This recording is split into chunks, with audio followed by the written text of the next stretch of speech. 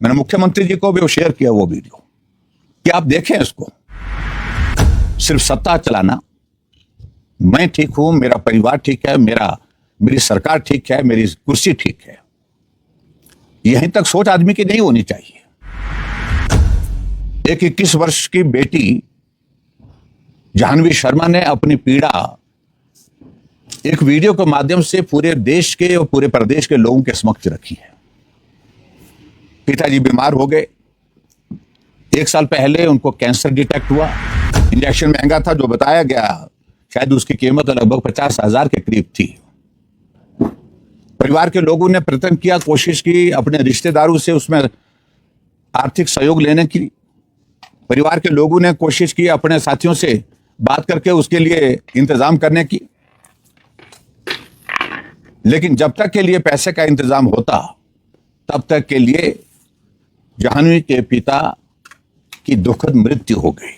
और जहां भी जाते मुख्यमंत्री की एक बात है कि भी वो एक ही बात कहते हैं कि बेड़ा गर्क कर दिया, स्वास्थ्य का बेड़ा गर्क कर दिया।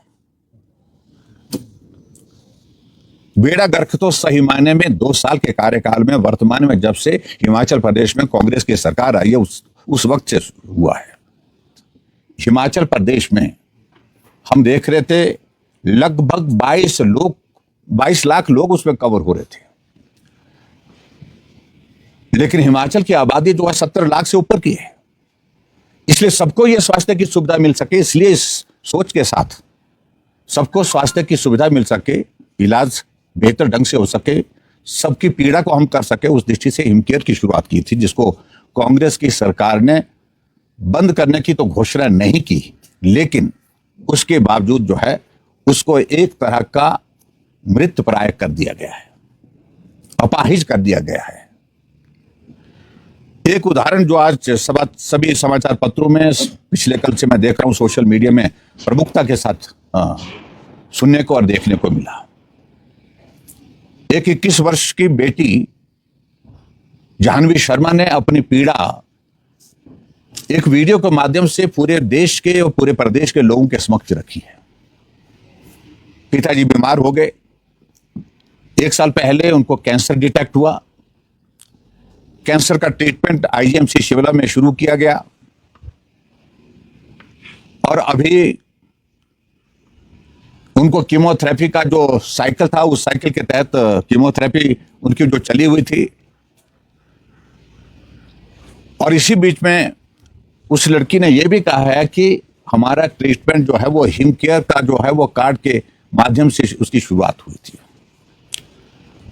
और हिमकेयर के तहत अभी इलाज की लिमिट उनके पास अवेलेबल थी।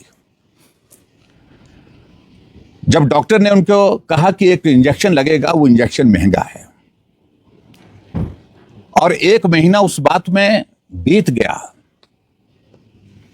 जो पेशेंट है, पेशेंट का परिवार है, उनकी बेटी है, वो डॉक्टर से आग्रह करते रहे हॉस्पिटल में कि आप हिमकेयर के अंतर्गत उस इंजेक्शन का जो है वो लेकर के इनका इलाज करवाइए, उस इंजेक्शन को लगवाइए। लेकिन शायद डॉक्टर ने यह कहा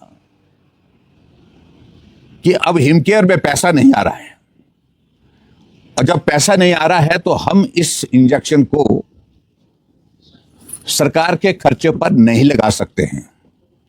अगर आपको लगाना है, ये इंजेक्शन लगाना है, तो आप इसको मार्केट से खरीद करके लाइए। इंजेक्शन महंगा था, जो बताया गया शायद उसकी कीमत लगभग 50,000 के करीब थी। परिवार के लोगों ने प्रयत्न किया, कोशिश की अपने रिश्तेदारों से उसमें आर्थिक सहयोग लेने की। परिवार के लोगों ने कोशिश की अपने साथियों से बात करके उसके लिए इंतजाम करने की, लेकिन जब तक के लिए पैसे का इंतजाम होता तब तक के लिए जाह्नवी के पिता की दुखद मृत्यु हो गई। और मैं समझता हूं ये व्यवस्था परिवर्तन का एक बहुत ही ऐसा नमूना हमारे सामने है, जिसको हम कह सकते हैं कि एक तरह का ये जघन्य कार्य हुआ है। सत्ता आती रहती है, जाती रहती है, पार्टियां बदलती रहेंगी, लेकिन इस प्रकार का अमानवीय दृष्टिकोण सरकार का हिमाचल प्रदेश के गरीब लोगों के लिए जब वो पीड़ा के दौर में से गुजर रहे हैं, इलाज के दौर में से गुजर रहे हैं, इस प्रकार का रवैया उनके प्रति मैं समझता हूं कि बहुत ही दुर्भाग्यपूर्ण है। मैं देख रहा था कि हजारों की संख्या में उस बेटी की उस पीड़ा को सोशल मीडिया में लोगों ने अपनी भावना व्यक्त करके जो है उसको शेयर किया है। ये प्रश्न पैदा होता है कि आखिरकार ये सरकार की सोच इस प्रकार की क्यों हो गई, जहां मानवीय दृष्टिकोण ही नहीं रह गया है। सिर्फ सत्ता चलाना, मैं ठीक हूं, मेरा परिवार ठीक है, मेरी सरकार ठीक है, मेरी कुर्सी ठीक है, यहीं तक सोच आदमी की नहीं होनी चाहिए।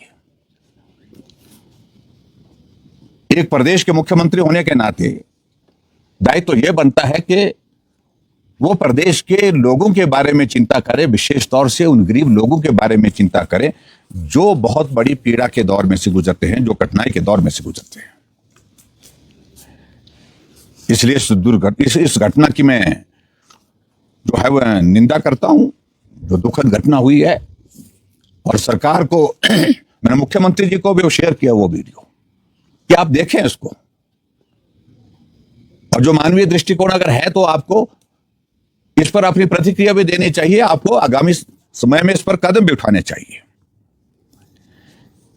और जहां भी जाते मुख्यमंत्री की एक बात है कि वो एक ही बात कहते हैं कि बेड़ा गर्क कर दिया, स्वास्थ्य का बेड़ा गर्क कर दिया।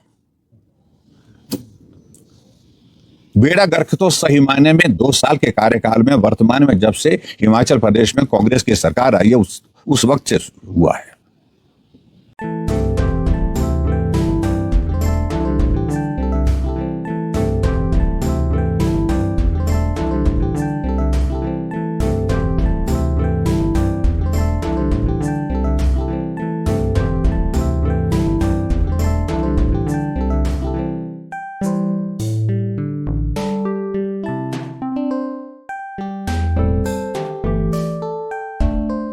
गोल्ड कड़ा या टेम्पो ज्वेलरी लेना चाहते हैं तो ये है बेस्ट ऑप्शन। हिमाचल का popular jewellery brand Bhushan jewellers कड़ों के कलेक्शन में टेम्पो ज्वेलरी, शीट कड़ा, मीना वर्क गोल्ड कड़ा, गेरू कड़ा, ऑक्सीडाइज गोल्ड कड़ा, बैंगल जैसी widest collection lowest making charges के साथ आपको बेस्ट प्राइस में दे रहा है। तो अगर आप भी चाहते हैं गोल्ड कड़ा या टेम्पो ज्वेलरी खरीदना तो जरूर विजिट कीजिए भूषण ज्वेलर्स, लोअर बाजार, सोलन।